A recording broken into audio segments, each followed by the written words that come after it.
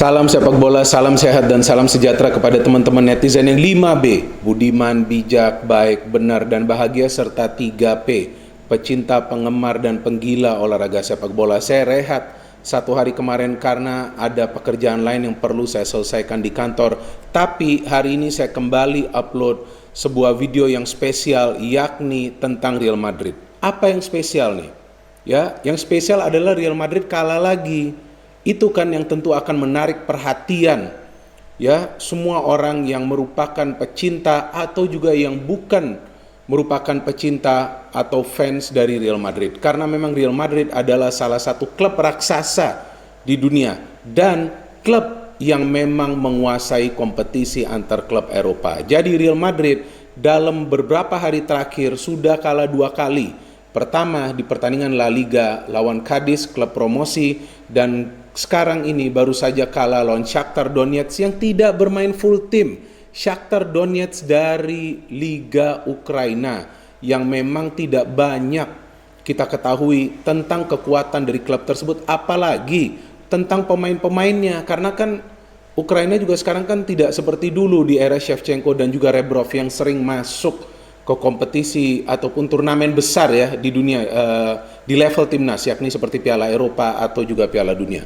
Tapi klub dari Ukraina ini bisa mengalahkan Real Madrid di kandang Real Madrid. Itu pun dengan mencetak banyak gol, dan bisa saja tadinya jika para pemain mereka menyelesaikan peluang-peluang yang tercipta mencetak lebih banyak gol lagi.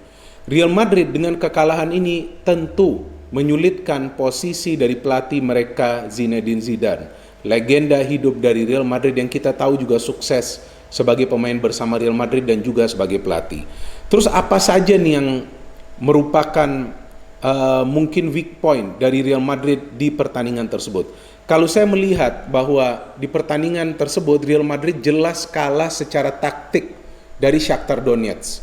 Kenapa saya katakan begitu? Karena tentu dari materi pemain Real Madrid jauh lebih unggul, apalagi kan Shakhtar Donetsk tidak bermain dengan pemain-pemain andalan mereka. Ada 7 atau 8 pemain yang merupakan pemain inti dari skuad ini harus absen karena tidak sehat, terpapar virus yang sekarang sedang mewabah. Tapi dengan tim yang tidak full atau tidak diisi oleh pemain-pemain terbaik mereka, justru mereka bermain tenang, bermain cerdas, dan juga bisa menyulitkan Real Madrid di salah satu sektor terlemah mereka, yakni di lini pertahanan.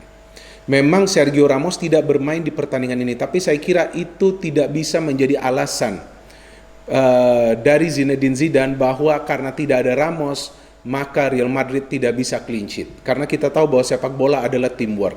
Jadi perlu ada pemain lain yang bisa main di posisi Ramos untuk bisa menutupi absennya Ramos, dan juga yang penting kerjasama di lini pertahanan ini harus sama baiknya. Apakah ada Ramos atau tidak? Oke, sekarang kita berbicara tentang line up. Oke, di sini yang membuat saya khawatir sebelum pertandingan dimulai, dan teman-teman masih bisa melihat postingan saya di IG story saya ya, karena itu kan akan bertahan selama 24 jam. Ketika line up dirilis, di sana saya mempertanyakan bahwa Benzema tidak dimainkan, Jovic dimainkan, dan kemudian Mendy bermain di posisi fullback kanan. Tapi pertama kita bahas dulu nih line up. Tadi dia ya di penjaga gawang Courtois, saya kira jika bukan Courtois, ya mungkin jika Lunin yang diturunkan, Madrid bisa saja kemasukan lebih banyak gol lagi. Mendy di back kanan, sebuah pertanyaan besar bagi saya. Varane, Militao, no choice in center back. Marcelo di kiri, oke, Marcelo yang dimainkan pemain senior, karena memang dari lini pertahanan Ramos tidak bermain. Valverde, Modric, dan juga Casemiro di depan. Asensio, Luka Jovic diberikan kesempatan untuk main dari awal, dan juga Rodrigo.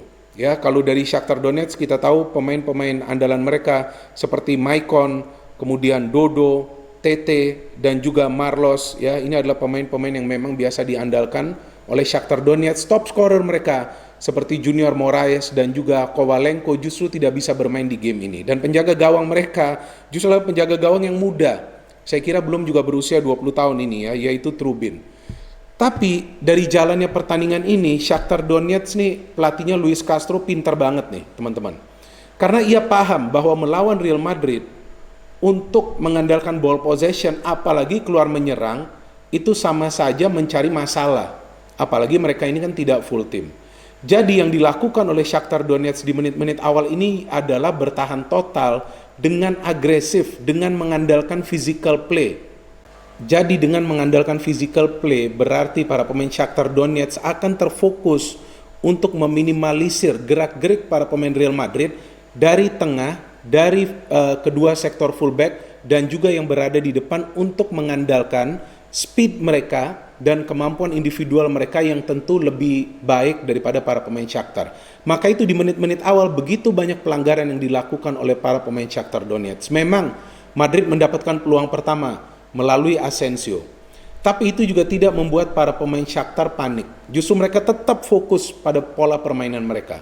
Bagaimana sih pola permainan dari Real Madrid? Ya seperti biasa, possession and attacking.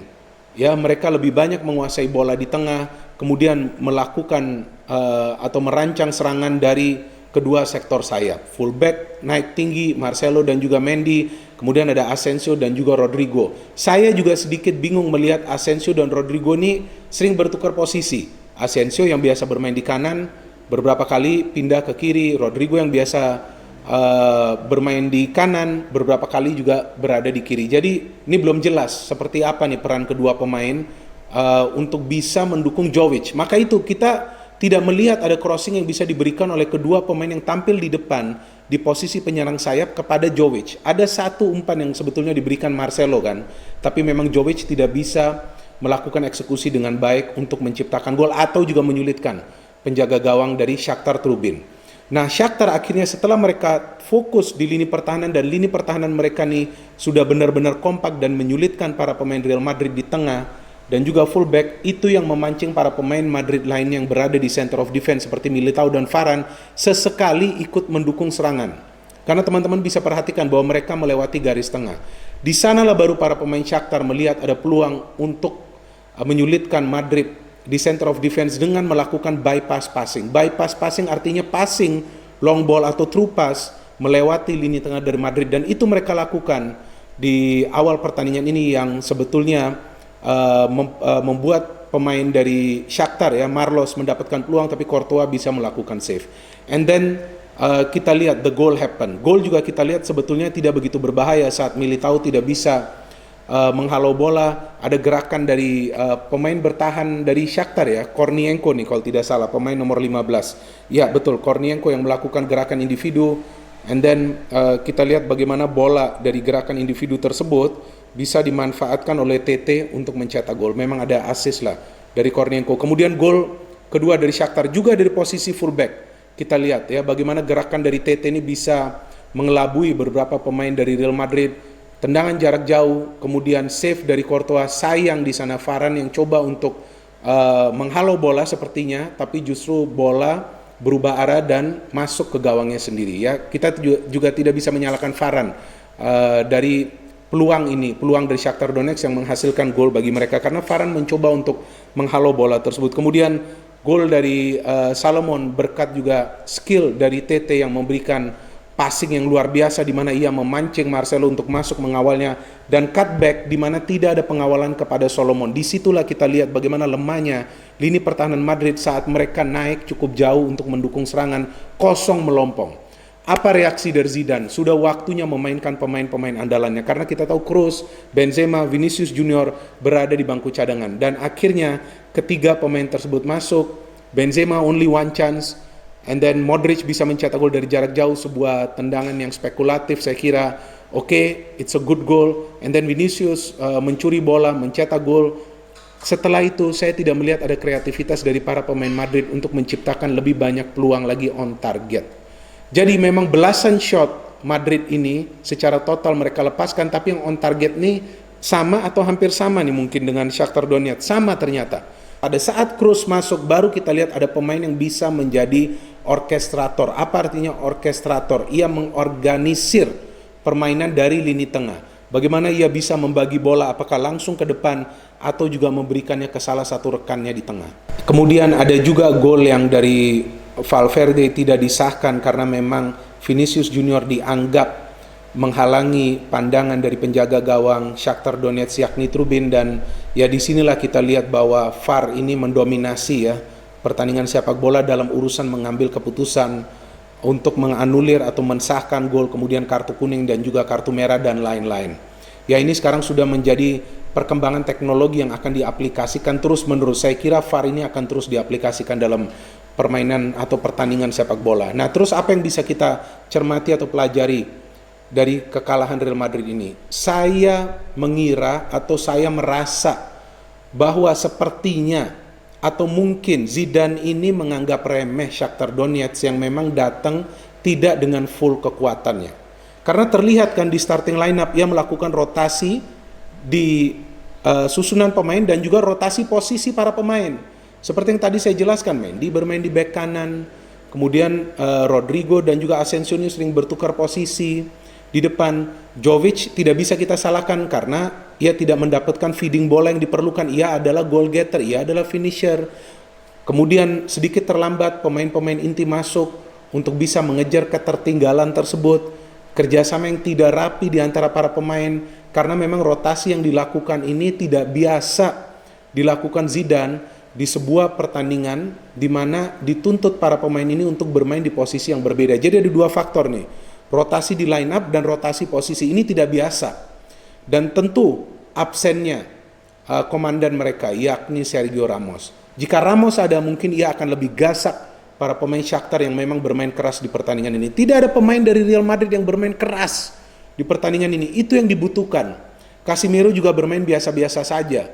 Jadi saya kira kalau kita ingin menyalahkan seseorang di game ini dari pihak Real Madrid, saya kira tidak wajar atau tidak fair. Karena secara tim ini Real Madrid tidak perform. Secara tim loh ya.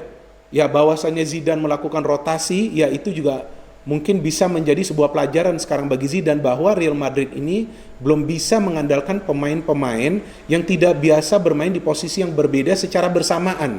Nah ini yang sekarang akan menjadi pelajaran bagi Zidane. Mungkin juga ia melakukan perubahan-perubahan ini untuk bisa nanti siap di pertandingan El Clasico. Tapi kan ya yang penting juga untuk meraih kemenangan perdana nih di UEFA Champions League musim ini agar di game-game selanjutnya Real Madrid tidak terbebani harus meraih kemenangan. Tapi ya beruntung juga Inter draw kan di game kedua di grup ini. Ya kita tunggu sekarang bagaimana nih keputusan dari manajemen Real Madrid. Kalau menurut saya Zidane akan tetap dipertahankan karena no choice. Siapapun pelatih yang masuk nanti menggantikan Zidane juga akan memiliki masalah yang sama. Ya mereka benar-benar tidak memiliki choice untuk lini depan selain Benzema dan Jovic. Di belakang juga tidak ada choice. Ya saya juga tidak mengerti kenapa Nacho tidak dimainkan di posisi bek kanan. Tapi kita serahkan semua itu kepada Zinedine Zidane. Kita tunggu bagaimana nanti Real Madrid di El Clasico. Memang mereka sudah kalah 2 kali, tapi jangan pernah remehkan Zidane. Apalagi kita tahu bahwa Zidane adalah pelatih yang cepat belajar dari kekalahan timnya. Ya kita tunggu saja nanti seperti apa pertarungan Real Madrid lawan Barcelona di El Clasico yang akan bermain di akhir pekan ini. No hate, only football, salam sepak bola.